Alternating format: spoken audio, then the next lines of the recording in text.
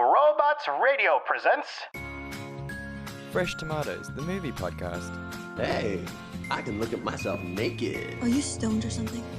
They tried stoning me, my dear. It did not work. He likes to create his own sauce. Well, did you sleep with a man who also slept with Mom and Grandma Catherine? What? You slept with Dad? All right. Which one of you sardines called this meat? Whatever, Major Loser. Let the party begin! Hello, and welcome to Fresh Tomatoes, the movie podcast. The podcast equivalent of the quirky, down on his luck guy who comes into superpowers, doesn't know how to use them at first, but pulls through when it matters. That's Chad Ekowitz. And that's Simone LaRue. I like these ones. You were really nailing these really on-brand, sort of topic-specific ones, and they're really cool. It's definitely also, not improvised, because I didn't think of it yeah, well, before. when do we ever do that? So, and plus your improv skills are amazing. But you did forget that they are predominantly always white. It's always white dudes. Yeah, that's true. Black Panther was really an exception. But he accepted his powers. He knew them well already. Ready. Yeah, exactly. And His even issue was that superheroes. he was too good at being the Black Panther. I like that idea. It's just like, what can we do different? He's too good at being the Black Panther, I guess. We'll have to take him down. I don't know. And Michael B. Jordan doesn't like him. And because of that, we all don't like him because, damn, Michael B. Jordan is a fox. That scene where he's in the museum, looking at art, and he's got his hair up and his glasses and his Whew. perfect Right? date. Yeah. Yeah. Damn. You meet someone for a Tinder date and he's looking like that. Oh my god. And he takes you to a museum as well, so you know he's really quirky and intelligent. And he knows the artwork, he's telling you about the artifacts. Oh yeah. And he gets into a fight with the curator because he is very against appropriation, and now you would fight in his corner. You would just go and kick the curator in the shins and be like, yeah, that's what you get. Yeah, you tell him, hot Tinder guy. Take me home. Oh gosh. So if you haven't listened to this podcast before, we do not just talk about Michael B. Jordan. No. This is the podcast where we take two bad movies every week and we sing their praises because the world is a very negative place and we are the optimistic light that fights with tiny angry fists against the darkness. And fighting with tiny angry fists is exactly what these movies are about this week, Simone, because what movies are we doing? We are doing two movies that we genuinely back. Our first ever episode on this podcast was Superhero Week, and we are doing Superhero Week Part 2, and I am riled up and ready to go, much like the first one. I am so excited to hear your thoughts on these. And we were talking about it before we started the episode, but we've been doing this for too long because, I'm doing Green Lantern this week, yes. And I genuinely couldn't really see that much wrong with it. It was fun. So I don't know. Same with Venom, which is what you're doing. What did Green Lantern get on Rotten Tomatoes? Oh, not very much. Let's have a look. So for Venom's an interesting one because it got 29% on the Tomatometer, but an 80% audience score, which I back. That's really strange. The disparity kind of makes sense, but damn. I kind of back that as well. I can kind of see that. I'm just waiting for... Sometimes stuff isn't for film critics, it's for fans. Exactly, and I feel, especially with things like superhero movies, it's definitely a case of, this was definitely not made to be critically beautiful. No. It's purely for people. It wasn't who Chris Nolan's Batman. Yeah, exactly. Oh god, I'm on Rotten Tomatoes right now and it's showing me adverts for face masks. Oh, what a world we lead. I know. Cool. That's really gross. That's really fun. Yeah. Speaking of symbiotes. Hey, I like it. On Rotten Tomatoes, Green Lantern got 26% and a 45% audience score, so no one liked this. We'll get into that. We'll So let's decide who gets to go first. What are you drinking this week? I'm drinking a white wine. White wine. It's a Shannon, I think. Mm-hmm. I could not tell you the percentage, though. Probably around 13, 14. Fair enough. Yeah. And it's a Woolies Shannon, so well-priced, value for money. There you go. Fancy pants. This week I am drinking a Carlsberg because I went over to some friend's place. Hey. Oh, wait, no, I'm not. It's a Heineken. I made a mistake. I thought I got Carlsberg, but I got Heineken. So I went over to a friend's place and I bought like a 24-pack and we didn't drink all of them. And I was going to leave it at their place and they were like, no, take it home with you. And I was like, oh, that's very sweet. Those are the best friends. I know, right? Like, I love having friends like that. But I think it's very on brand because it's 007 sponsored Heineken, and I think the only thing I'm going to enjoy from the new 007 film is the fact that Billie Eilish did the song for it. Oh, so good. It slaps. That song is freaking good. Yeah, it's fun. I'm not going to watch it, but and I'm happy that Anna de Armas is in it. She's very beautiful and talented. It's it'll be a film, and I'll probably catch it on TV in like 2 or 3 years, but I just don't care. Yeah. So I guess that means you're going first. Talk to me about my favorite anti-hero from the Marvel series. Okay. I'm so excited. I really enjoyed this movie. Okay. Venom. The movie begins by showing us a spaceship crashing down to Earth. The spaceship belonged to Carlton Drake, played by Riz Ahmed. Carlton Drake is a huge billionaire, kind of an Elon Musk type figure, who launched these things into space to try and learn more about survival off planet because he believes we're slowly killing our world and he's trying to find solutions to help us survive the future. His team, while in space, managed to capture 3 symbiotes from a passing comet, I think. Yeah. However, because of the crash, one of them escaped, and now he only has 2? 1.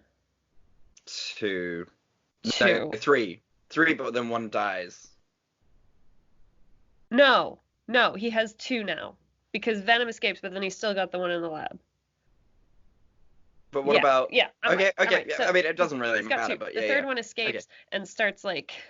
Oh, yeah. Okay, cool. I'm back on board with what you're talking about. Yeah. Okay. Yeah. So the third one escapes, starts working its way through Malaysia, trying to get back to San Francisco to join its friends. Meantime, Eddie Brock, played by Tom Hardy, is a successful investigative journalist living in San Francisco with his beautiful fiancée, Anne Wang, played by Michelle Williams. Everything seems to be going well until he's offered an interview with Carlton Drake. Eddie Brock promises that he will not behave because he wants to ask Carlton Drake about the less ethical practices of his business. He inevitably does this during the interview, which is a surprise to his boss, apparently. He gets fired, and his fiancée gets fired because he used her confidential files for the interview. So she breaks up with him because she is understandably bleak about it. Yeah. Cut to a couple months later. Carlton Drake is busy using his team, including Doris Skirth, played by Jenny Slate, recruiting homeless people to test the symbiotes on. Basically, the symbiotes can only survive in our oxygenated environments on Earth when they're bonded to a human host, but they can only bond to a very specific type of human host, not just anyone. So they're killing off potential hosts at a very high rate. Doris Skirth is not happy with this and decides to go to Eddie Brock and asks him to write an expose. He sneaks in. He sees his homeless friend stuck there, named Maria, played by Melora Walters. He tries to bust her out, but in so doing, gets infected with a symbiote. From there, it is a race. Carlton Drake's trying to get the symbiote back from him, but it turns out that Eddie Brock / Venom are a perfect combination. They match. Venom wants to stick around. Also, it turns out that the combining of the two of them is slowly killing Eddie Brock, so the only way he can survive is with the symbiote. Lots of back and forth happens. Carlton Drake is really mad about this whole thing, but then he combines with his own symbiote called Riot, the one that made its way all the way from Malaysia. The two fight. It's a whole big thing because also the symbiotes can't listen to very high frequencies of sound without disconnecting. But ultimately, Riot is defeated. Eddie Brock and Venom live on to fight another day, and they were well set up for a sequel. We also have Woody Harrelson playing the third symbiote person, who's going to be Carnage. Oh, I'm so excited for that. I really hope they make a new one because I love Carnage. Apparently there is so one in the much. works. Because when I Excellent. typed Venom into IMDb, Venom Mhm. 2 popped up. Excellent. Good. That's all that matters to me because Carnage is my absolute favorite. Oh, and Woody Harrelson is Cannot. going to be He's going to be perfect. perfect for it. Carnage is just like the most amoral, fucking wonderful villain, and I'm so excited for that. Oh, yes. Okay, but thank you very much. Tell us, what is your cliffhanger for this one? It's got to be this one, which is the one where he's chatting to Venom for the first time. Venom's like, "You're a loser, Eddie." Yeah. Gold. It's so lovely. Like, their relationship in this film is so nice because they're just like, yeah, I'm a bit of a loser too on my planet. It's cute. This fucking alien symbiote came all the way from deep space, managed to find you and combine with you just to tell you, like, you're kind of a fuck up, dude. It's so great. It is really, really good. And I mean, he is so self-destructive as a character. The Yeah. fact that, like, I get it, like, he's just a maverick who's chasing the story, and that's all that matters to him. He's got no boundaries. And it's just like, dog, you need to learn to play the game. Yeah, you need to just do one fluff piece as a journalist, like, oh, hey, great, cool, your rockets. Like, take some pictures while you're being shown around the facilities and gaining trust. Like, the long con. The long con, exactly, because then you'd be invited back for the second interview, and then you become more friendly, and then you can talk to him about his hobo murders. Yes, exactly. But some people are very angry and very keen on the truth, and there's nothing wrong with that except when it costs you your job and your fiance. Yeah, exactly.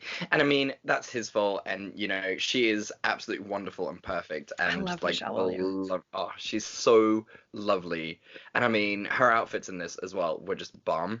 Goals. I mean, that's one thing I will always say about Sony films is that they dress female protagonists really, really well, exceptionally well. Just so professional, but like sexy, but professional, but cute. But, oh. Yeah, I like will say Gwen though that the Stacy. hairstyle they gave her in this, not the most flattering. Like Michelle Williams is an objectively beautiful angel, and like the parted fringe. Parted fringe is a very difficult haircut to pull off, and so many people do not do it well. But you know what? Objectively beautiful, she still looked really, really good with it, so you can't fault her on that. No. I mean, not even Zach Braff can pull off the middle parted haircut, and that guy is a gold. I can't even pull off a center part. It does not work for me. Yeah, I've done it once, and I look like Dwight from The Office. It's just not a look. It's not a look. It's not a look. So, I mean, defend this movie. Tell me, why do you think people hated this, and why are they wrong? I don't know why people hated it, but I can tell you why they're wrong. This movie is so fun. Like, I think people maybe saw Venom and they saw Tom Hardy, who, like, fantastic dramatic actor. And they were like, this is going to be, like, gritty and dark, and it's going to show, like, man's worst nature. And instead, what they got was, like, kind of a buddy cop kind of vibe, where, like, this dude bantering with the symbiote, being like, please, hey, maybe what if we don't bite people's heads off? And the symbiote's like, nah, I'm going to do that. You have, like, it's not very sexy. There's not, like, a lot of romance there because it's his girlfriend, like, or his fiance, very understandably setting boundaries, being like, hey, you fucked up. It's over. Her new boyfriend isn't even an asshole. He's a really nice surgeon who goes out of his way to help Eddie. Yeah. Like, he's the sweetest guy. He's like, oh, I'm a big fan of your work. So you can't even be like, oh, revenge or anything. Like, she's genuinely doing fine. And, like... She's completely in the right with every single decision she makes. Yeah. Like, even to the point where she doesn't get back together with him. Like, 100% viable decisions. Yeah, totally. Yeah. And, like, and even, like, when they're in the car and Venom's like, you never apologized for what you did. Like, that's so cute. That's great. When even your symbiote is just like, hey, you're a bit, you fucked up, dog. Just apologize. It's really, really good. And I mean, we'll discuss it more in Green Lantern, but I think that's the huge difference between, like, early 2010s and late 2010s. It's like, maybe men aren't right all the time. Oh, surely you just. Well, that's what you get because you got Ryan Reynolds who just is allowed to do whatever the fuck he wants and never apologizes for it, and it's Yeah. just like, well, didn't I show them I was right and everything? And like, even though he Yeah. fucked up hard, and then you've got this guy who's just like, oh no, I'm for justice, and everyone around him is like, no, you're a fucking moron. Yeah. And his girlfriend's like, no, I'm not gonna get back together with you. Like, what do you Yeah. mean? That's a terrible idea. So I Yeah. don't know. I guess like then they missed out on that. And I mean, I thought the cast was fantastic. I love Casting Riz was Ahmed. great. He's Ah, amazing. so good. Oh, you saw him in The Night Of, right? I think so. I'm not too I sure think if he I won saw an that. Emmy for it. Right. But it's amazing. It's a really good miniseries. Jenny Slate, who I love so much. I think she was underused in this because I'm a huge fan of hers and she's so funny. She's so funny in Parks and Rec. She's absolutely beautiful in Parks and Rec. She's so funny. Oh, I love her. I love her as an actress. She's absolutely brilliant. But yeah, I think also people just immediately have a stigma when it's a Sony movie, especially around sort of the Spider-Man franchise, because Yeah. there's so much like history with them fucking it up because it's Yeah. Spider-Man, and like they won't give it to Marvel, and like let's give credit where credit's due to Marvel for sort of creating this wonderful smear campaign in order to buy the rights to Spider-Man. You know, that's really excellent. Mhm. In a sort of capitalistic corporate douche kind of way. Kind You know, of it's evil. the same thing. Yeah, it's definitely evil. Oh, don't get me wrong, it's the most evil. And it's the same thing with the Disney Sony sort of Yeah. destructive warpath that, they went down, and then then Disney was just like, "Oh, well, now, it's Sony's fault for all of Yeah. this shit." But yeah, so I think people do have like an issue when they see Sony Yeah. and Spider-Man universe together, which is not really fair because this was just fun. This was so much fun. It was like enjoyable and highly entertaining from start to finish. The chase scene on the motorbike was crazy fun. Like Yeah. anytime you see Venom like just go crazy, like just turn and like bite off some dude's head, that Yeah. is wildly entertaining. Is it Oh, like yeah. a comment on the duality of man and the evil within us all? No, because for what? Like I don't give a Yeah. shit. That's not why I No. watch superhero movies. No, absolutely not. It was like the symbiote sort of group was made because like they were just like, what if Spider-Man was bad? Like that Yeah. was their whole point of being. Yeah. So like they don't have to be a comment on society and how men are like evil, Dr. Jekyll and Mr. Hyde kind of bullshit. Yeah. And yeah, I mean they're just really fun. And maybe it's also the fact like this came out in 2018, which is just about the time of like Deadpool. So people are thinking like, oh cool, anti-heroes, this is our thing. So it's gonna be like Deadpool, it's Yeah. gonna be like really gritty and and Wolverine, not Wolverine, Logan as well. Yeah. So they're thinking anti-heroes cool, it's gonna be dark and way too much violence and stuff. Yeah. And plus Ed Hardy as well. Sorry, Tom Hardy. And Ed Hardy's the old The clothing fashion brand. brand. Yeah, Yeah, that was that- exclusively for douches. Yeah. Yeah. Yep, Does yep. anyone wear Tom Hardy anymore or Ed Hardy anymore? Is that a thing? I do hope they don't, but you know that there is someone somewhere wearing a denim cap with bejangled spangles and tigers. Shame, we can't all be winners. So why do you think this movie did badly? Like besides like people thinking it's gonna be great. No, we can't move on from that. You can't move on from that comment too quickly, because immediately in my head there is now a T-shirt that we need to make with a sequined tiger, and underneath it just says "Shame, we all can't be winners."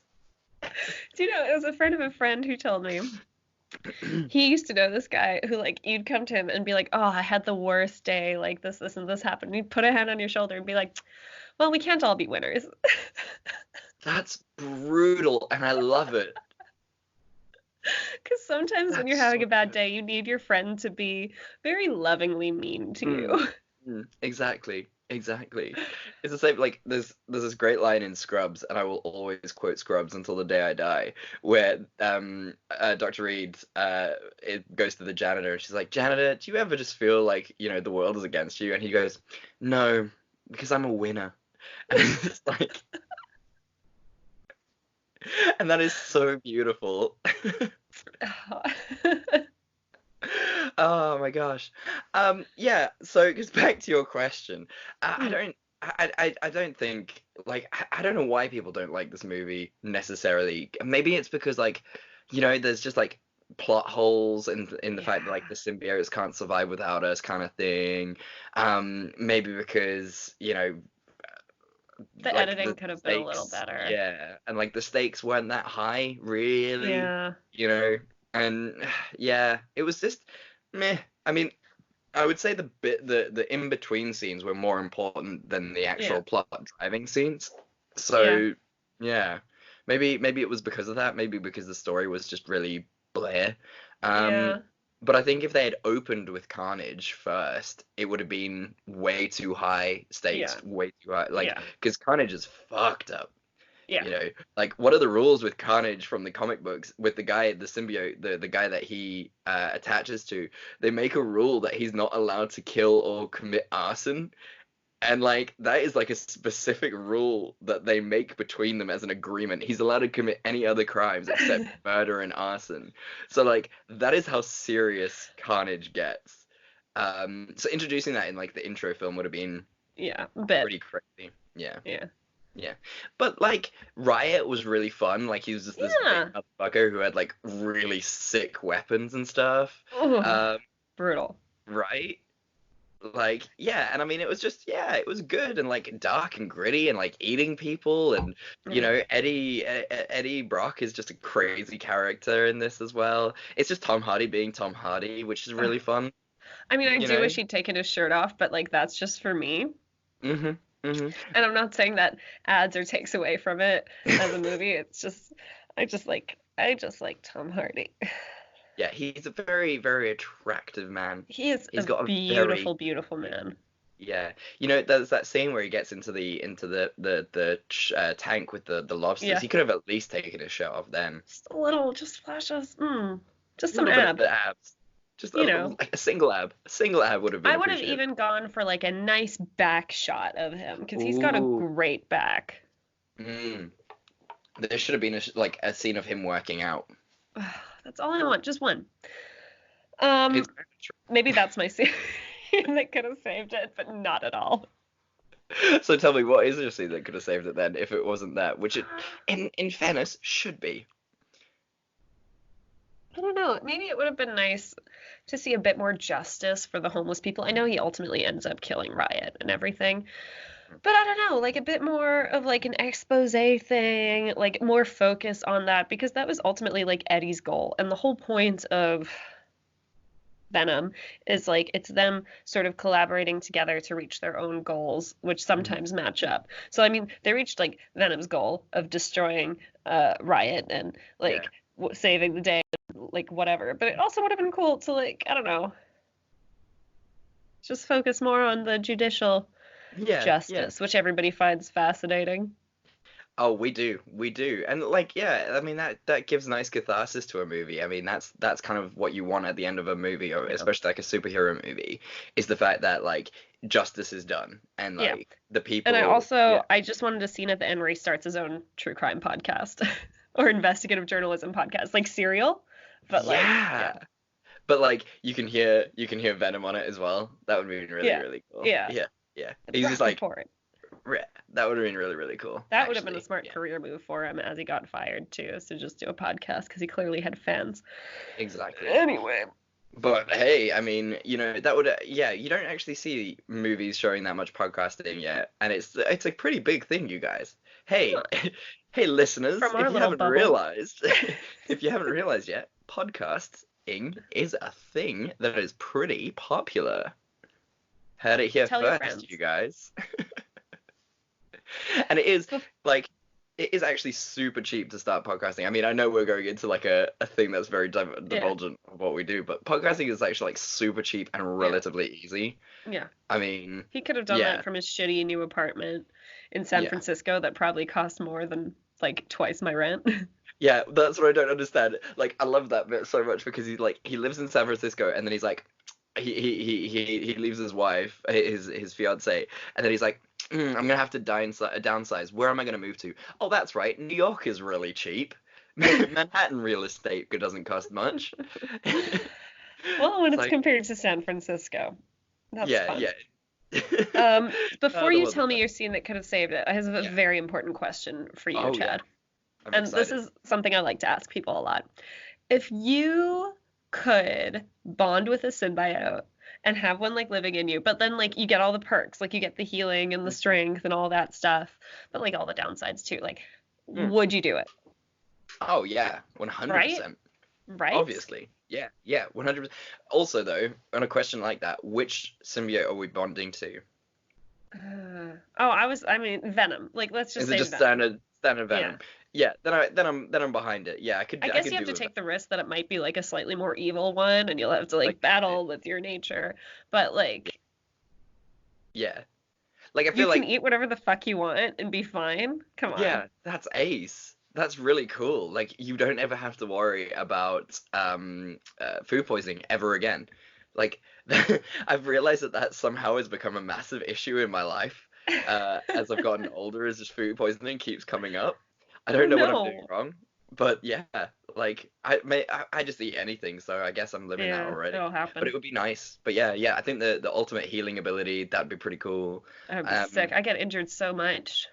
oh yeah. Oh, could you imagine having two good knees? I can't. Oh, and a good ankle? Fuck, that would be great. Oh man, that'd be so good. So good. Can you But tell we do martial arts? yeah. But yeah, yeah, I agree with you. Like, there's no question about it. You would become a symbiote no matter what. Like, Oh yeah. the most fun. The most fun. I could go out for walks in the middle of the night with like no fear. Yeah, that's horrible as a woman to know that that's what you My would use your my job. simple needs to eat whatever the fuck I want and to go out at night alone. It's a Oh, heartbreaking world we live in. Oh my I'm so God. lucky to be a woman. I'm Oh, so lucky. amen, sister. You know, it's put my hand on your shoulder. It does suck because you're not a winner. Oh. Oh, yeah. So my scene that could have saved it would Yeah. have just been like a better bad guy. Like, Yeah. what's his face is really, really, really cool. Like the Elon Musk guy. He's a really great villain. Yeah. He's like you can kind of side with him as well because he's Yeah. just like the way he spins it is really like legit and he sounds really, really cool. But then Riot is just like he's not given enough screen time and Yeah, that's don't true. It's really pushed in at the end. yeah, it's just like, oh my God, Riot wants to do this. Yeah. Okay, fine. I mean, it's a superhero movie. Of course, the stakes are the world. Yeah. Like, there's never anything less, you know? Yeah. So, yeah, just a better bad guy. Yeah, But yeah, fair enough. so, I mean, I know your answer to this. Would you watch it again? Absolutely. I'd watch it again like now. I was so excited to watch it again. Rudy was excited to watch it again. When I told him what it got in Rotten Tomatoes, like It's neither of us could believe it. We were like, but it was so fun. Yeah, it's baffling. Like, I think the Avengers have really like changed the game when it comes to fun superhero movies because unless it's like the Avengers level of like production and plot and everything, like you can't have a, you know, quote unquote good superhero movie anymore. It's got to be But like even the Avengers movies, like, don't have any rewatchability. This is a hill I will die on. Like, they're super fun. You go to the movies, you watch, like, you know, Winter Soldier or whatever, and your mind is blown. You're like, oh my God, the fights, the costumes, the acting, everything. And then if you watch it, like, again at home, you're like, like, you're exhausted. You're like, I get it. And I feel like this movie does have a lot of rewatchability, actually. Like, it's really fun. It is, and it's the fact that we got such a cool character as well, giving their own like their own standalone film because that does not happen very often. And that is really cool. But you're so right. Like the way you phrase it now, I was gonna get really offended and like shake my tiny angry fists at you. But then I like thought about how excited we got about Captain America: Civil War, and then like you watch it and you're just like, that's unbelievable. But if you watch it again, it's just exhausting. Yeah, It's you're so like, okay, I know what happens now, so yeah. So what's the point? Yeah.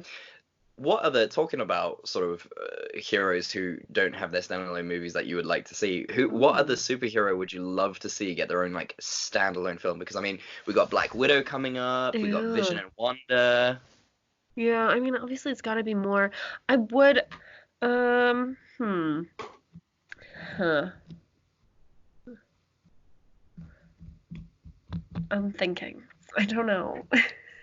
It's a tough question, right? But I would say Yeah. for I- me, it's Gambit. I would love to see a Oh, Gambit. yeah. There were talks for a while about a Gambit movie starring Channing Tatum, Yes, which I would would have been watch the kind of shit out of fun. that. Yeah, Yeah. yeah. But I think they would have had to write it like really, really well. Mhm, mhm. Um, huh.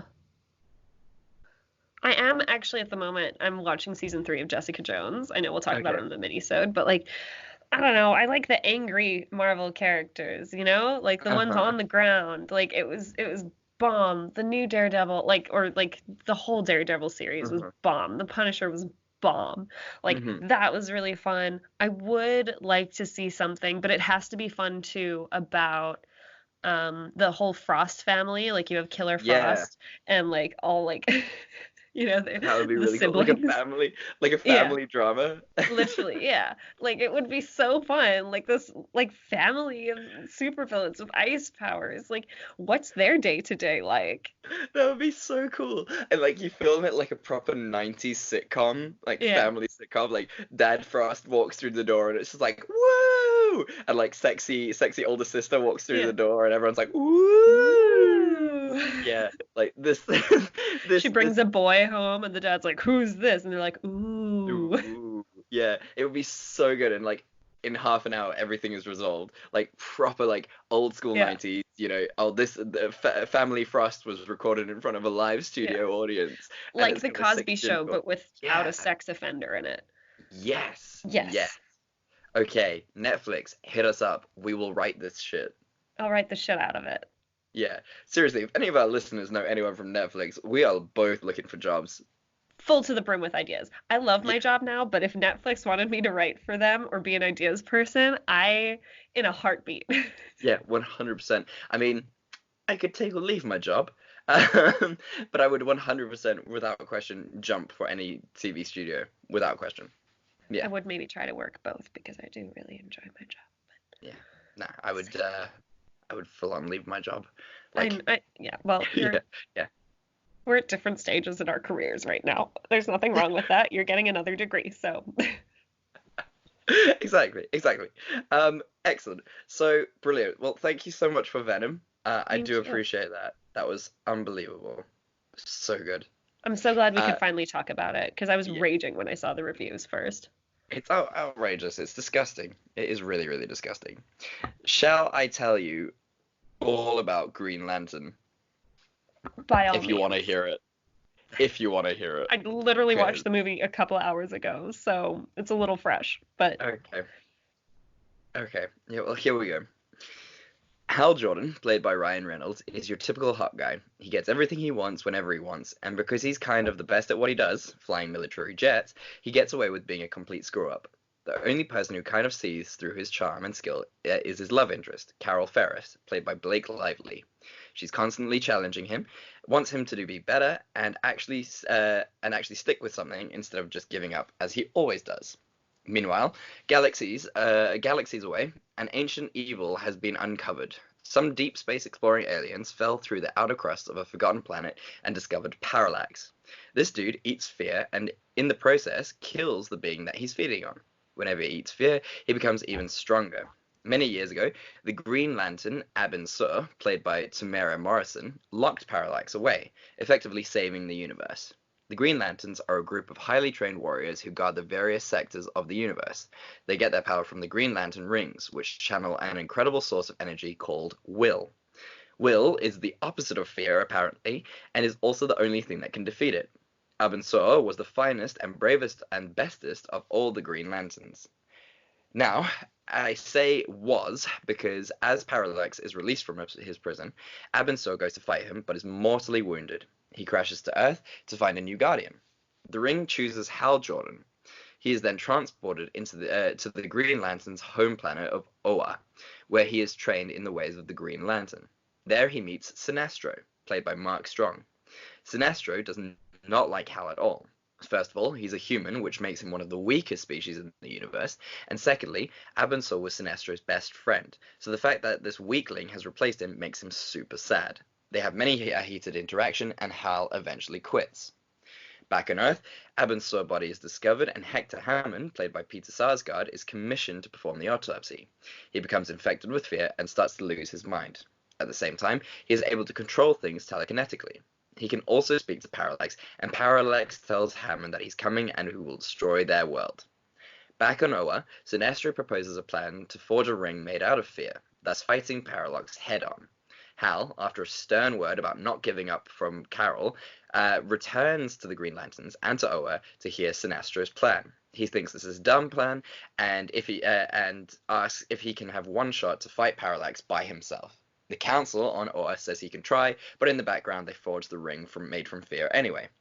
Sure enough, Hal defeats Parallax by essentially flying him into the sun. He returns to Oa a hero, and Carol falls in love with him. In a post-credit scene, we see Sinestro put on the Ring of Fear and essentially turn evil. The end.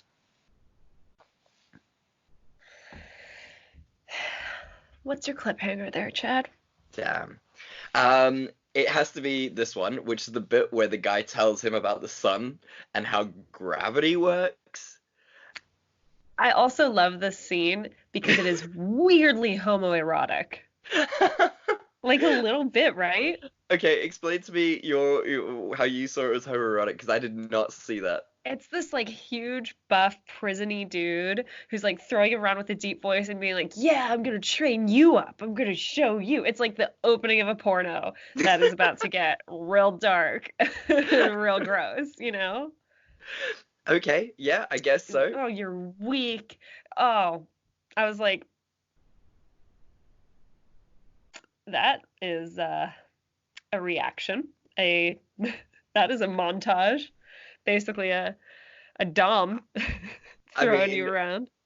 Look, everyone is entitled. We don't kink shame on this podcast. That's the opposite of what we do. However the Green Lanterns want to do it, that's how they can do it. But you know they fuck. Like, they have to just, like, viscerally bang. Oh, they fuck. Also, because I was like, surely Blake Lively's character wants to know the full extent of those will powers. Oh, don't be gross. What can he conjure, Chad? Don't be gross. You're being gross. You're not wrong. If you don't think that they fuck around with those powers, you are hopelessly naive. They are the guardians of the light. They do not use their powers to create sexy time, fun times. You don't know that. I mean, they obviously do. And if you had the ring for 1 second, that is exactly what you would do without question. That would be like the third thing you do. Oh God. Yeah, okay, fair enough. But yeah, it's a planet filled with dudes who all have like amazing imaginations. Of course they're gonna just bang outright. Yeah. Uh-huh. It would be very much like the Spartan army of old. They all just oil each other up, cut their hair for a big battle, and fuck. Exactly, and nothing wrong with that. They were very successful until they weren't. Yeah, which is, you can say of every empire. They were all very successful until they weren't. But yeah, I just love this scene because it's like, yeah, you're right and everything about the sun having like an incredibly strong gravity, and like the bigger you are, the closer you're gonna draw to the sun, etc. Yeah. But you can't, like, you're a human. Even though you're going to throw Parallax into the sun, and that is, like, the biggest Chekhov's gun of all time. Yeah. Like, yeah, you would still get burnt to a crisp, because you are a human being, and that is very close to the sun. Yeah, he didn't even get burnt. I was very confused. Also, he gets to the sun very quickly from Earth. Like, it takes a little 5-minute fly from him, and he is there. Yeah, it's an interesting concept as well, because like what he imagines then to try and get away from the sun is 2 fighter jets. Like, bless him. I mean, you know what? You use what you know. Yeah. I guess they're like super powerful fighter jets that can, you know, outdo the gravity of the sun. But yeah, plucky. So people hate this movie. Why? I was hoping you would tell me. Well, what do you like about this movie? Just like talk me through that. I love seeing very attractive people doing fun things together, and seeing Blake Lively, who is unbelievably attractive, and seeing Ryan Reynolds, who is unbelievably attractive, do sexy banter that you can cut the sexual tension with a knife, and also knowing the fact that they met on this set and like their relationship bloomed from this moment on. Well, no, they were both dating different people. They only met on the set, and then like a year or so later, they went on a double date with two other people. And then they were talking to each other so much that their dates were like kind of over it. That is so magical. So they didn't even know that they were in love yet. That's so cute. And seeing all of this, it's just lovely. You've also got like an incredible cast who aren't beautiful. Peter Sarsgaard is one of the best actors of all time. Yeah. Taika Waititi. Yeah, how good was that cameo? Like a baby Waititi? Him with an American accent. What are you doing, Taika? Oh, it was so good. Yeah. And okay, the costumes were pants, and the little mask that he wears also trash mask. That was shocking. So everyone recognizes him immediately. Yeah, I mean, how could you not? But it was a fun movie. I mean, the Green Lantern is one of those that it's just like not a big superhero, and like he's on. Is he part of the Justice League? I can't remember if he's a member. Unfortunately, yes, he is. Oh, so he's like the Ross of the Justice League, I would assume. They're like, oh yeah, I guess you can help if you want. We need diversity. He's a diversity hire if there was one. So yeah, like maybe it's just because like he's not a very like big character in this, and maybe it's also because like Ryan Reynolds and the director of this film hated each other. Like the director really did not want Ryan Reynolds for this project. Who's the director of this? Good question. Let me find out. IMDb, as always.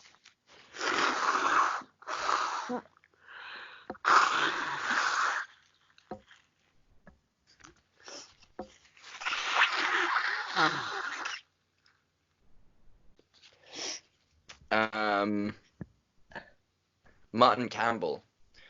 So yeah, Martin Campbell, all he only wanted what's his name? Limitless, Rocket Raccoon. Oh, Bradley Cooper? Yeah, he only wanted Bradley Cooper for this, and the studio hired Ryan Reynolds behind his back, and so like they were not friends on set, and like Mark Campbell kept making him do like retakes, and Ryan Reynolds like has often just said, I hated filming this. I'm so glad it bombed because I did not want to have to do another one. So that is really, really good. Yeah. Some other movies that this dude has done: GoldenEye, The Mask of Zorro. I love The Mask of Zorro. Right. Casino Royale, Edge of Darkness, Reckless Warriors TV movie, The Foreigner. Interesting. These are all really good. Yeah, so he's not a bad director, that's for sure. Yeah, he just, like everybody has to do something that they don't believe in. Ryan Reynolds for years had to play characters that he fucking hated just to finally get to Deadpool, including Deadpool in the first X-Men. Yeah, exactly. That or must in have Wolverine, been like, sorry, not in X-Men. Yeah. But like even like that must have been a hard sword to fall on. He got his own back though. He really did. He really, really did. But yeah, I think this movie is all right. Like, it's just funny. It's just one of those, like, it doesn't take itself too seriously. And, like, it's your typical old school superhero movie, It's the downtrodden guy who's a maverick, but, and he gives up on everything. And now he learns some responsibility, and he uses his powers for greater good and defeats the bad guy and gets the girl. It's, like, the old school tropes. Yeah. Yeah. It's fine. Like, it's perfectly entertaining. It's good fun. Yeah, I mean, to get ahead of ourselves, I probably wouldn't watch it again. Right. Yeah, no, absolutely. Like, I'm glad I've seen it now because I refused to watch it for like the longest time. Yeah. But, I'm glad that I've watched it, I guess. Ryan Reynolds was really fun as always. He's a funny guy and he's very good at playing that exact type of like kind of asshole character. Yeah, exactly. I mean, what did you enjoy about it specifically? Oh, I like the scene at the beginning where he's flying the plane and like, he's being Mm-hmm. like such a dick and he's like a maverick and then he beats the two like drones essentially. Mm-hmm. Um, like that was fun. That was a really cool scene. Um, I mean, It's just, yeah, it a just lot of is. stuff It doesn't really make sense though. Like the council is like, oh yeah, Parallax is like one of us who wanted to harness the power of fear and then like became fear and now he's a baddie. So to beat him, we too want to try harnessing the power of fear. And you're like, Mm-hmm. but That didn't work out from you before, did it? yeah, And should you we just not told learn me from a our mistakes? cautionary tale. Yeah, yeah. I love those councilmen as well because they're so weird and just like uppity of themselves. It's so typically, a higher council. They're just like don't know shit but try to They're pretend like that they're all that. they're like, oh, the rings never make mistakes, but maybe they did with you. And it's like, okay, now you're just trying to create tension where there is none. Exactly. And yeah, I also want to talk about sort of maybe this harkens back all the way to the comics, but I definitely don't think that will is the opposite of fear. I mean, and then like, but they try to sell it like that, and then they shoehorn in like, no, courage, and it's like, you guys didn't lead really with that, and now you're No. just like changing the rules like three-quarters of the way Yeah. through the movie, and it's very confusing and very preachy. Yeah, very, very, very preachy. And it's not a great message. And maybe he's just like not the greatest of superheroes. He's definitely a B grade superhero without Yeah. question. Also like in the comics, apparently there's like Carol becomes her own character because she harnesses the power of love, which is the third light of the universe, which Feels like makes me sexist feel ill. bullshit to me. Yeah, yeah, it makes me feel very ill. But Blake Lively did say if the film had done well, she would have loved to come back and play that character. So we could have had a Blake Lively within the DC universe, which could have been fun. Could have. Could have. But Oh, glad it didn't happen. yeah, I'm very happy that this didn't happen. Yeah. Do you have a scene that could have saved this? I have two. Oh, damn. Thanks. So I think they should have gotten rid of that whole scene at the beginning where he like watches his dad die. Like the whole bit where like he runs up and then he meets his childhood friends and you're like, wow, I wonder if these people are going to be important later. Obviously they are. And then like he runs down and he watches his dad die.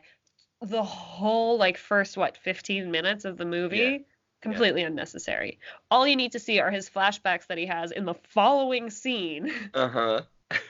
to know like what his damage is. And you don't even really need to know their childhood friends because I think she says it at some point. She's like, I've known you my whole life. Like, we've been friends. So, like, you don't really need it for that. Like, it's a completely exactly. pointless first 15 minutes. Like, cut it out. Complete filler. Yeah. I don't need to watch a small child poorly act grief. And And then with the bad guy who was supposedly his like best friend from childhood, even though like in what world are those two actors the same age? Yeah, definitely not. Unless one of them has aged really poorly. Like his whole thing was like, he just wanted his dad to be proud of him and his dad was an asshole. Even though he was a very successful xenobiologist. Like, Yes. Things we all want to become when we're kids. God, and he gets like called in because they find an alien body. He's like, but why me? It's like, because you're the only person in this fucking field, dude. Literally, everyone hates you because you call yourself a xenobiologist. Fucking God. But like his whole damage is that like his dad doesn't like approve of him and like he never got the girl that he wanted, so he's like kind of got like these weird incel-y vibes to him. Fusion fidelity vibes, yeah. And then he can like read people's minds, so he hears like the one student be like, oh, this dude's so boring, and he like takes it really personally, even though every student has thought that at every lecture. So like his like it's really just for him like about insecurity. Like if a more confident person had gotten those powers, he'd be like, well, I'm not for everyone. Or like with his dad, if he'd gone to therapy. He would have been like, oh, my dad's an asshole. I've known this all along. Yeah, His exactly. approval doesn't need to define my self-worth. But then there was like really no resolution to that like hurt in the character. Like he just is killed very unceremoniously. And it would have been interesting to see some sort of resolution there where he's like, I mean, they could even link it back to fear. Like it was my own insecurities causing my own problems. Like I let people's attitudes and stuff define who I was instead of me defining who I was. And I actually like these things about like that could have been a nice moment. Yeah, definitely, because you've got two villains here who are really basic. Yeah. Parallax is just a giant cloud of anger and fear, and then you've got a very sad man who somehow gets superhero powers, and that's the end of it. So yeah, it would have been so much better. I agree with you 100% on that.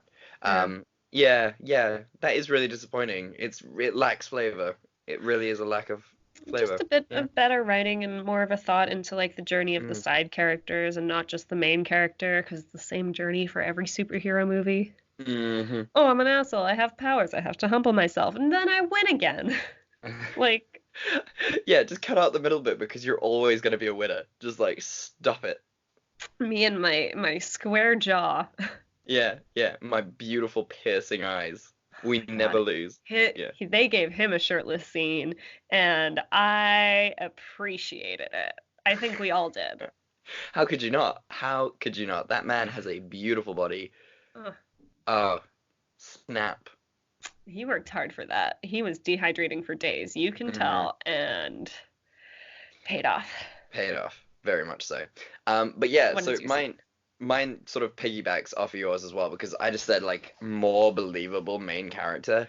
Like he is so basic, it's the usual trope. It would have been nice for them to like do something else with it, I'm pretty tired of watching the same lead character over and over again. And it was just like really lame, and it would have been even cooler if like Carol, very much like what's her face in Michelle Williams, Venom, was just like, no, actually, no, not cool. You're a dick, and I'm over you, and we're not doing this anymore.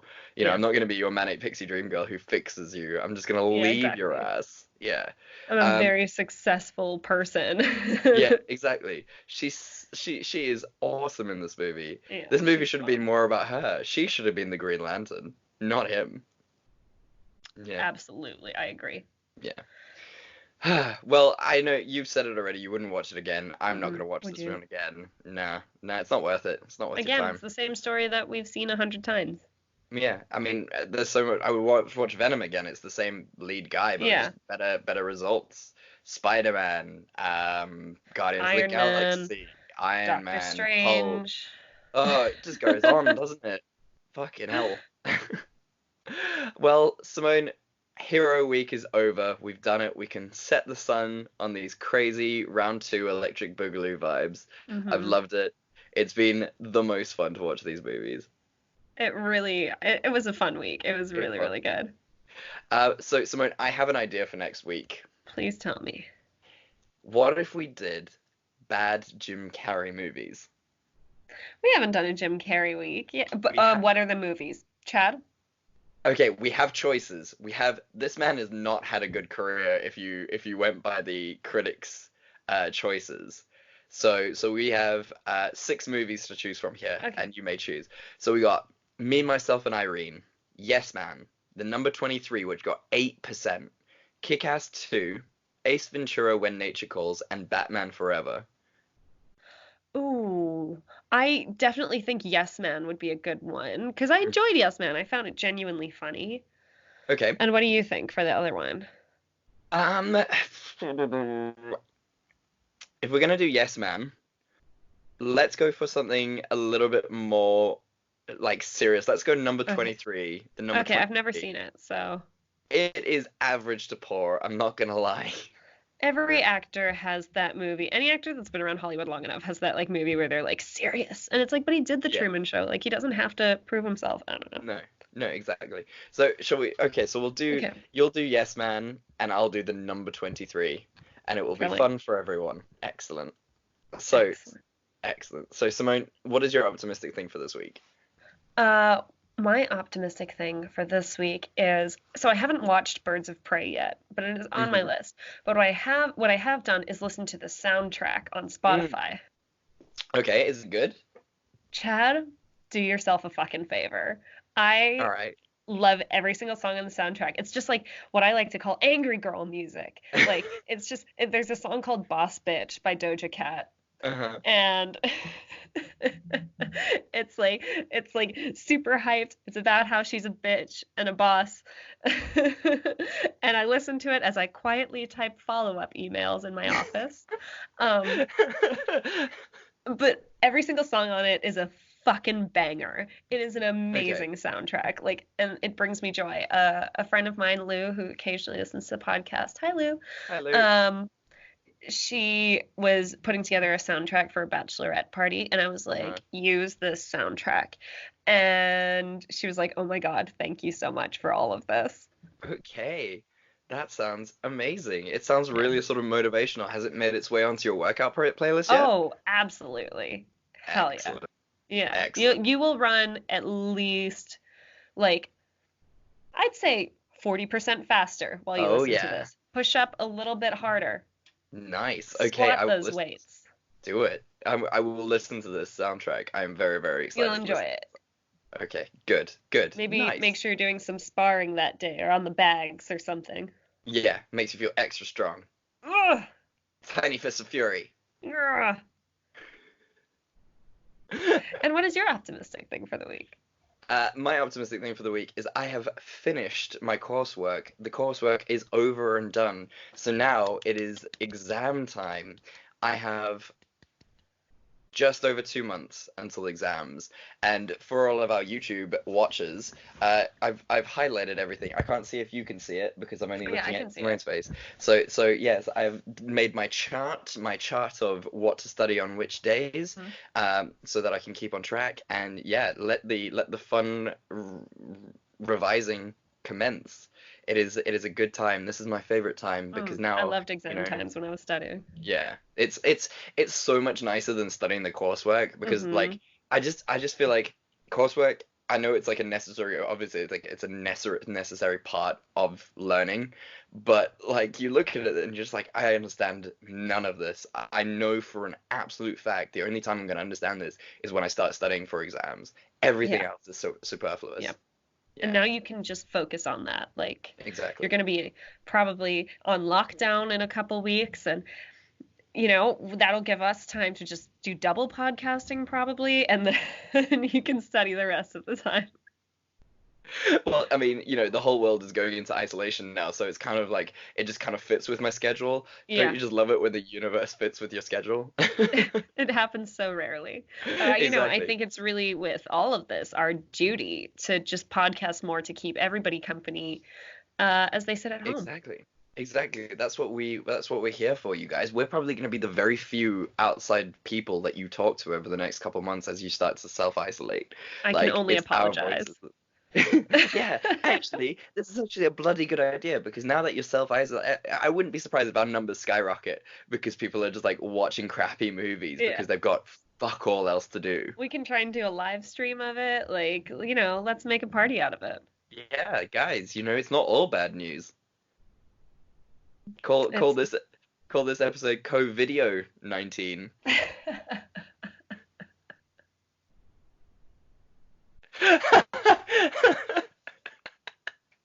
That's a good reaction. For those who can't see us, I'm holding my head in my hands. As I'm sure all of our listeners are as well. If they Oh, haven't good turned it lord. off entirely. Exactly. Well, guys, thank you so much for listening. Thank you for joining us on the second superhero week. We really do appreciate it. And, I hope everyone is keeping safe. You're watching your damn hands. Just do Yeah, it, wash them. 20 seconds at least. Don't hoard toilet paper. Don't hoard long-lasting goods. We all need them. Don't do it, Come on, guys. And since you are going to be listening to us more, I'm pretty sure you're going to want to interact with us more. You're going to want to write us things. You're going to want to tell your friends about us so they can talk to us more. So why don't we tell you where to do those things, Simone? You can talk to us on Facebook or Instagram at Fresh Tomatoes Podcast, on Twitter at Fresh Tomatoes MP, email us at freshtomatoespodcast@gmail.com, hang out with us on the Robots Radio Discord, watch the YouTube videos of our uncut, unrated recording sessions. Unrated sounds dodgy as fuck. My tits are just out the whole time. Yeah, Mona and I just get progressively naked as we go along. That doesn't happen for all of our just purely audio listeners, so don't worry. But yeah, while you're on the internet, why not leave us a rating, leave us a review? We've had so many amazing reviews, but my phone is all the way over there, so I'm not going to read them today. But for next episode, we will definitely read some more reviews, and get all the lovely heartfelt feelings. So if you want to be part of that, we are going to read some of them next week. So please do hop onto iTunes or where else you leave a review and just say holla. We would appreciate it. And as we say at the end of every episode, we love you and there's nothing you can do about it. We love you and there's nothing you can do about it. Goodbye. Goodbye.